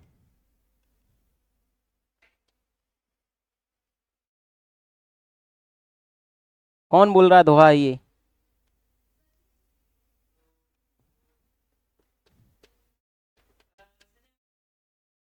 कहाँ कॉमन? नहीं, वो तो लग गया मिस्टेक से, उसको हटा। अच्छा मिस्टेक, चलो इधर सुनो। जरूरी नहीं है कि वहां आपको कॉमा लगा हुआ मिले, आपको पढ़ के भी आना चाहिए कि कहाँ कॉमा आएगा। चौपाटी है, चौपाटी है। वाह बेटा। क्या पढ़ोगे इसे? रघुपति कर संदेशु अब सुन जननी धर धीर, अस कहीं कपि गदगद भयऊं भरऊं बिलोचन नीर। लगाओ, कैसे सोटा है?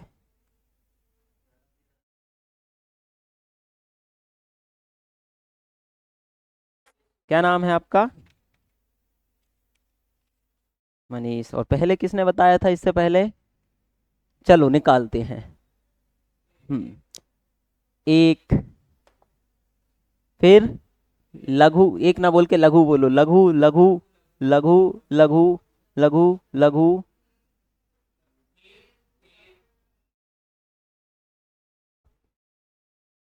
ये दीर्घ था, ये लघु। ये कितनी हो रही हैं?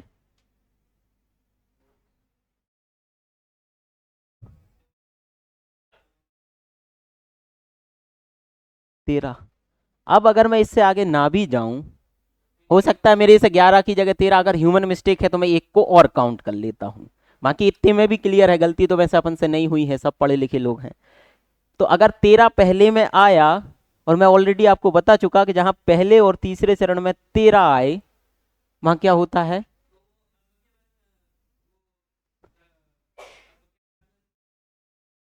अब की बात क्यों? पढ़ो इसको, पढ़ना एक बार, पढ़ो, बोलो। रुके तुम यहाँ? रुके नहीं रुके? चलो कॉमा हटा दिया मैंने। ये आपको खुद से आना चाहिए, बाकी लगा भी रहेगा, हो सकता है ना भी लगा रहे। पिछला वाला जो उदाहरण था उसमें नहीं लगा था, और सोठा में कभी नहीं लगा रहता, मैं आपको बता दूं। कॉमा दोहा में तो लग जाता है, सोठा में नहीं लगा होता है। वो आपको खुद निकालना होता है पढ़ के। रघुपति कर संदेशु अब सुन जननी धर धीर, बोले राम सकोप तब। सॉरी, कहाँ आ रहा हूँ? अस कहीं कपि गदगद भयऊं भरय बिलोचन नीर। यहां 13 आई, इसको काउंट करो। सिंगल सिंगल,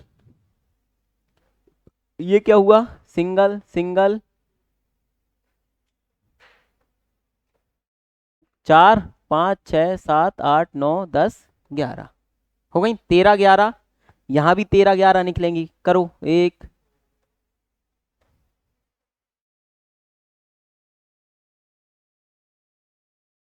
काउंट करो।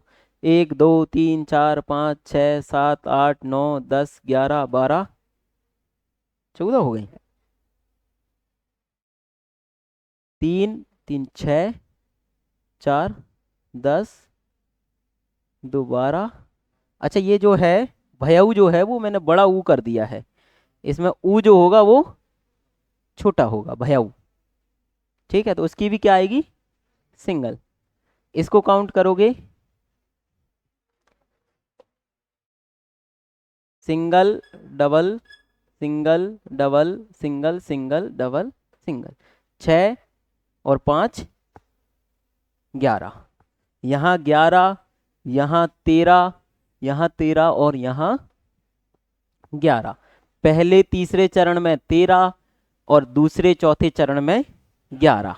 किस में होता है, पहले तीसरे चरण में 13, दूसरे और चौथे चरण में 11, दोहा। ठीक है, तो ये आपको दोनों तरीके से, अब कैसे क्वेश्चन आएंगे वो क्वेश्चन समझो मैं। अच्छा, पिछले साल के क्वेश्चन पूछ लूँ आपसे, जो पीएससी ने पूछे हैं वही बता दो आप सारे। कितने नंबर का आया था वो भी मैं आपको बता देता हूँ, क्या क्या क्वेश्चन थे वो भी आपको बता देता हूँ, फिर आप मुझे बता देना।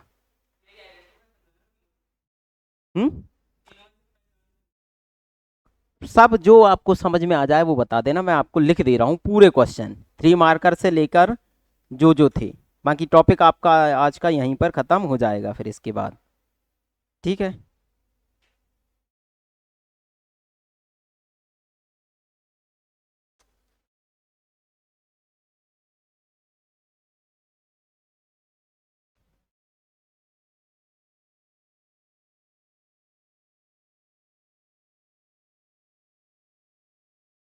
क्या? हाँ हाँ, कल आपकी क्लास हो जाएगी, मैं कल दे दूंगा आपको पूरा, आज का कर दूंगा, कल आपकी क्लास खत्म हो जाएगी। बोलिए अकेला टॉपिक बचा है तो हिंदी की आपकी वैसे भी खत्म हो जाएगी, आपको कल या परसों में मतलब कंप्लीट मिल जाएगा। उदाहरण पल्लवन के, ठीक, मैं ऐड कर दूंगा। क्वेश्चन डालना है कि आंसर डालना है? आंसर भी, हाँ हाँ मैं डालूँ। क्या पूछ रहा है, आप क्या बोल रहे थे ऑनलाइन? अभी थोड़ा सा और है उसमें, कुछ चीज़ें और मैं बताता हूँ, पहले क्वेश्चन कर लो, फिर मैं और ऐड कराऊंगा क्या चीज़ और आपको थोड़ी सी देखनी है। ठीक, पिछली बार के बता रहा हूँ मैं क्वेश्चन, 2000 देखो 24 में ही जुड़ा है। पहली बात तो ये, कब जुड़ा है ये टॉपिक, 2024 से सिलेबस चेंज हुआ है उसी में ही जुड़ा है। पहले अगर 3 मार्कर में आपसे मैं पूछूं तो पहला क्वेश्चन था, 3 नंबर में है ये, सोठा छंद को परिभाषित कीजिए। क्या करना है, क्या? सेट मेट नहीं होते इसमें कुछ, एक ही तरह का पेपर होता है। क्या है पहला क्वेश्चन आपका, सोटा छंद को परिभाषित करें। अब अगर आप इसको परिभाषित करोगे तो बताओ क्या बताओगे? सोटा एक सममात्रिक छंद होता है जिसके प्रत्येक, प्रत्येक में तो नहीं होगा, जिसके विषम चरण ब्रैकेट में पहला और तीसरा में 13 मात्राएं तथा 11 मात्राएं तथा समचरण दूसरे और चौथे में 13 मात्राएं होती हैं। उदाहरण, ठीक है, तो मैंने अभी कराए वो उदाहरण, वो है वो उदाहरण तो मैं सबके अभी लिख के दूंगा ही आपको, उसमें तो वो तो मिलेंगे ही। तो एक एक उदाहरण सबका आपको क्या कर लेना है, रट लेना है, एक एक तो मिनिमम रटना ही है। और एक और बात, ये जो मुझसे भी अभी गलती हो गई थी वो आपसे बिल्कुल भी गलती ना हो। कौन सी गलती, वो मैं आपको बता देता हूं। जो मैंने छुट्टे ऊ को क्या लिख दिया, तो आप सिर्फ एक ही उदाहरण करना, 3 ही उदाहरण करना है अगर मैं आपको रटने का बोलूं, और 3 ही अगर ये गलती वाले रट लोगे तो दिक्कत है। मतलब बिल्कुल भी उसमें शाब्दिक गलती, वर्ण की मात्रा की कोई गलती नहीं होना चाहिए। ठीक है, 3 उदाहरण आपको रटनी है, वो 3 लिख दूंगा मैं। तो ये आपका सोठा छंद पूछा था। अब हो सकता है अगली बार क्या पूछ ले आपसे, दोहा छंद को परिभाषित करो, हो सकता है चौपाई, वो रोला उल्लाला बार्णिक छंद ये नहीं पूछेगा एक्सप्लेन करने। क्यों नहीं पूछेगा, क्योंकि वो आपके सिलेबस में नहीं है। दूसरा क्वेश्चन 3 मार्कर में ही आया था, वो देख लो। दूसरा क्वेश्चन था, छंद में यति एवं गति से क्या अभिप्राय है?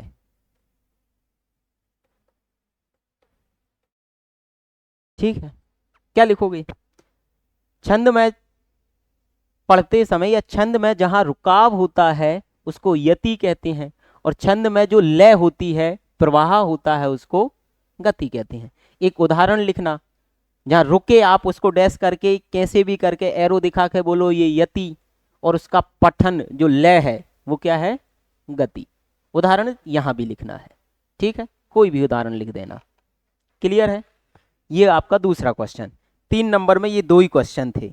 और कोई दिख रहा है क्या आपको? छंद से ये दोनों ही थे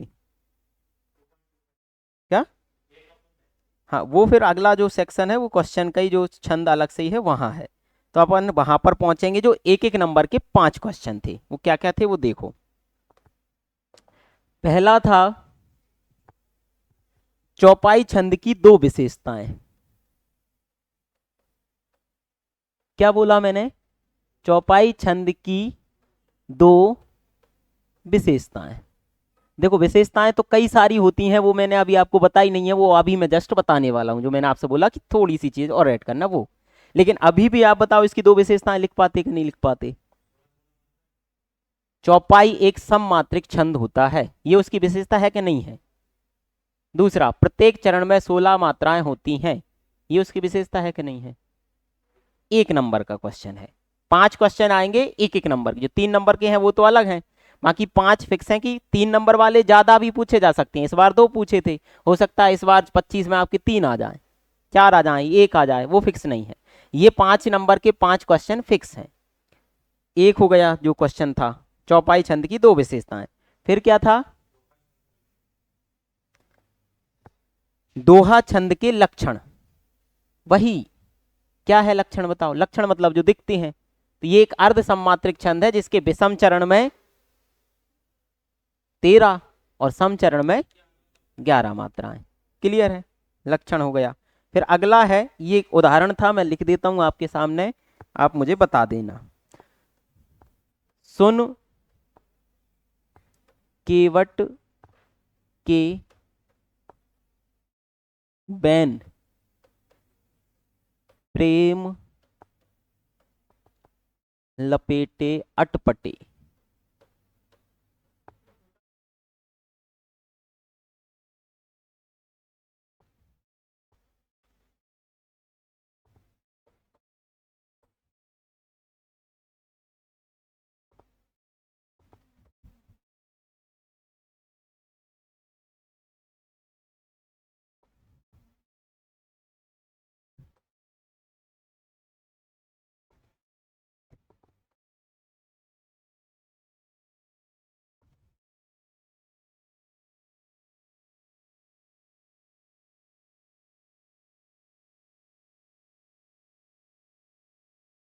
बताओ।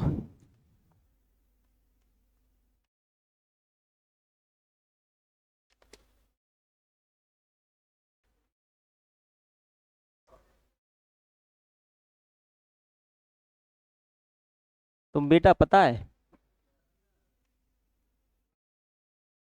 तो 11-13 किसका है बेटा? क्यों तुम मुझे क्रोध में लाते हो, रौद्र रस का रूप लाते हो? फिर मेरी वाणी से अभी रौद्र रस के उदाहरण निकलेंगे, झलकेंगे।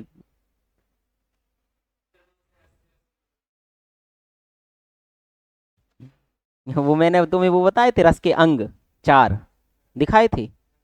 उसमें एक अंग था, कौन सा? अनुभाव। उसके 4 भेद थे। उसमें एक कौन सा था? कायिक। पढ़ा था? कायिक क्या होता है? जब भाव को आप शारीरिक रूप से प्रकट करो वो कायिक होता है।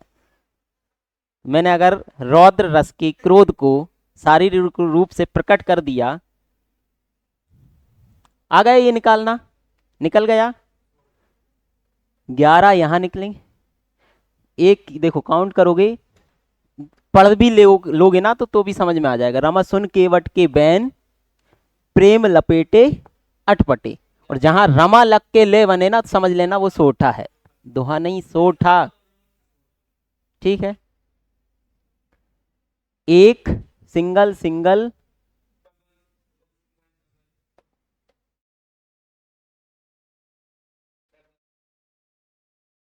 बस इसे ही काउंट करो। 1 2 4 5 6 7 8 9 10 11। पहले चरण में 11 सोठा में होती हैं बस। आपको ह्यूमन मिस्टेक ना हो इसलिए अगला और काउंट कर लो तो आप क्लियर हो जाओगे। कितनी लिखी ये? गुरु, ये लघु, फिर लघु, फिर गुरु, फिर गुरु, फिर लघु लघु लघु, फिर गुरु। 6 7 8 9 10 11 13, 11 13, पहले में 11 दूसरे में 13 मतलब 16। ये भी बन जाता, बनता नहीं बनता आपसे बताओ। अगला क्वेश्चन था मात्रिक और वर्णिक छंद में क्या अंतर है। क्या लिखोगे बताओ। जिस छंद में मात्राओं की गणना हो वो मात्रिक छंद, जिस छंद में वर्णों की गणना हो वो वर्णिक छंद। 1 नंबर के क्वेश्चन है ये, 3 नंबर वाले नहीं है, 1 नंबर में 1 लाइन में लिखना है। फिर है छंद की परिभाषा लिखिए। तो छंद की परिभाषा जो 8 अंग से मिलकर ही छंद बन रहा है कि नहीं बन रहा। तो मैंने परिभाषा आपको क्या बताई थी बताओ छंद की। छंद की परिभाषा थी छंद एक पद्य रचना है जो यति गति तुक लय वर्ण मात्रा लघु दीर्घ के नियमों से आबद्ध होता है। 8 के नाम लिख दो चाहो तो आप। किनके, जो छंद के 8 अंग हैं बताए थे मैंने, 8 अंग। ठीक है, छंद एक पद्य रचना है जो चरण लघु दीर्घ मात्रा गति यति तुक लय गण संख्या आदि नियमों से आबद्ध होता है। ठीक है, तो ये आपका क्या निकल आएगा, छंद की परिभाषा। फिर आप यहीं खत्म नहीं होना, फिर छंद के एक दूसरी लाइन में चाहो तो भेद और एक कोई उदाहरण हो जाएगा, नहीं होगा। ये अकेले परिभाषा तक सीमित। अच्छा ये तो 1 नंबर में था, तो 1 नंबर में तो परिभाषा ही चलेगी। लेकिन अगर यही क्वेश्चन 3 मार्कर में ऊपर आ जाता तो आपको फिर उसमें एग्जाम्पल भी बताने थे और 1-2 उसके उदाहरण टाइप भी बताने थे। ठीक है, क्लियर है ये। अब 2 चीजें हैं जो तीनों ही चीज हैं, मतलब तीनों हैं। कौन, जैसे इस बार किसकी पूछ ली विशेषताएं, चौपाई की। हो सकता है अगली बार किसकी पूछ ले वो विशेषताएं, सोठा की, छंद की। तो सबकी 3-3 आपको विशेषताएं क्या कर लेना है, याद कर लेना है। ठीक है, वो मैं आपको लिख के भी दे दूंगा और वो परिभाषा से वहां से जो लिस्ट जो थी उससे भी आपको समझ में आ जाएगी। वैसे तो नहीं आ पाएगी इससे, ये 2-2 तो सबकी हो ही गई। ठीक है, एक और मैं आपको बता देता हूं, चाहो तो सुन लो। अब कुछ उनके और भी नियम होते हैं वो भी सुनो।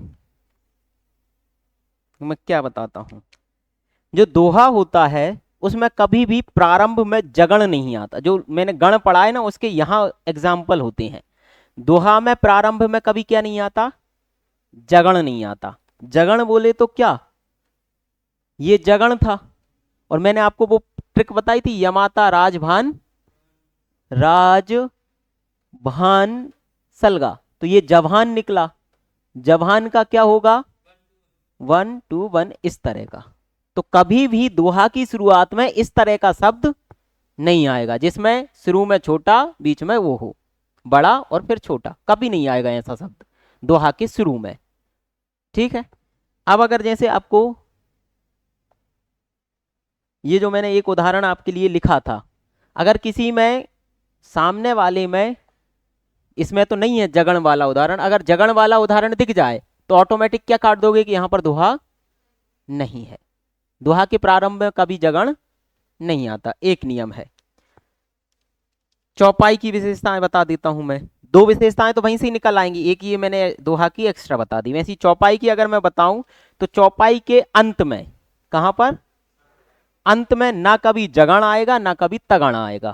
क्या क्या नहीं आएगा चौपाई के अंत में, जगण और तगण, ये दोनों नहीं आएंगे। अगर इनकी ट्रिक निकालोगे तो जगण का तो यही जवान था, यमाता राजभान सलगा, या माता ता, तो इसका क्या यही निकलेगा ताराज। तो इस तरह का शब्द कभी नहीं आएगा। बोले तो गुरु गुरु लघु, इस तरह का अंत में कभी आपको किसमें नहीं मिलेगा, ये भी नहीं मिलेगा। अच्छा ये भी नहीं मिलेगा। चौपाई में कभी अंत में ये नहीं मिलेंगे निकालते टाइम। अगर मात्रा भी काउंट ना कर पाओ तो ये भी देख लेना, ये कभी नहीं मिलेंगे। कहां पर, चौपाई के अंत में। ये उसकी विशेषता या गुण है। ठीक है, बस अगर मैं आपसे ये पूछूं, जो चौपाई का तुक होता है, तुक मतलब समझते हो, लय। चौपाई की जो लय होती है, इसमें मैंने कहीं चौपाई का उदाहरण लिखवाया था आपको, ये किसका उदाहरण था, चौपाई का शुरू में कराया था ये। यही था। तो जो चौपाई का तुक होगा वो पहले का किससे मिलेगा? दूसरे से। और तीसरे का चौथे से। मिला कि नहीं मिला? पहले चरण का सागर, और यहां उजागर, यहां बलधामा, यहां नामा। तो पहले चरण का दूसरे चरण से, और तीसरे का चौथे से। बस। ठीक है, ये आपका हो गया। क्लियर है? एक और देख लो। जब भी कभी अंत में, किसके अंत में? चौपाई के, या तो हमेशा दो लघु होंगे। क्या होंगे? या दो दीर्घ होंगे। दो ही होंगे इक्वल। या तो दो क्या होंगे? लघु, या दो दीर्घ। जैसे इसमें देखो, गर, दो लघु लघु आए। सागर, दो लघु लघु आए। या लघु हो सकते हैं या दीर्घ। ऐसा नहीं होगा कि दीर्घ लघु आए या लघु दीर्घ आए, ये नहीं होगा कभी। क्या होगा हमेशा? या दीर्घ दीर्घ या लघु लघु। ठीक है? जैसे इसमें देखोगे धामा, नामा, तो क्या क्या है? दीर्घ दीर्घ। ये इसकी हो गई। ठीक है? अगर आपसे किसका सोठा का पूछे तो बता सकते हो कि सोठा दोहा का क्या होता है? ये उसकी विशेषता है कि नहीं है? उल्टा होता है। तुक जो मिलेगी, अच्छा हाँ, एक आपका सोठा है, ये दोनों के लिए कॉमन हो जाएगा आपका। एक दोहा है। तो इसमें मैंने आपको बताया तुक जो मिलेगी वो सम चरणों में आपस में, कि विषम चरणों में आपस में, या सम की विषम से, किसकी मिलेगी बताओ?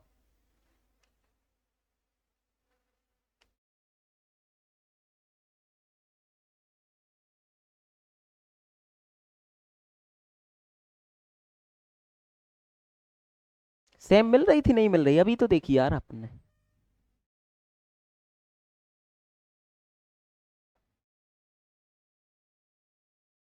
इसकी इससे मिली कि नहीं मिली? सम की आपस में देखो, रघुपति कर संदेशु अब सुन जननी धर धीर, अस कहीं कपि गदगद भयऊ भरऊ विलोचन नीर। तो इन दोनों की आपस में मिलेगी। ठीक है? ये किसका था? 13-11 किस में थी? दोहा में। तो ये इसकी क्या है, कुछ विशेषताएं, उनको देख लेना। बाकी आप इतनी, मैं भी इतना पढ़ लिया ना जितना मैंने बताया है, उसमें बहुत अच्छे से आप सारी चीजें कर लोगे। क्वेश्चन पूरे हो गए। हाँ, यही 5 क्वेश्चन इसमें थे, बन जाएंगे। एक और क्लास है देखो, उसके बाद तो अपनी खत्म हो जाएगी हिंदी की। कल ही बताऊंगा। अच्छा, जो चीजें बतानी, कल की क्लास भी छोटी रहेगी, बोलियां हैं जल्दी हो जाएंगी। कुछ चीजें जो विशेष आपको हिंदी में ध्यान रखना है वो थोड़ा सा कल ले लेना आप लोग। ठीक है? Thank you. कोई प्रश्न हो तो बता दीजिए। आज का इतना ही। नहीं है? ठीक। Thank you.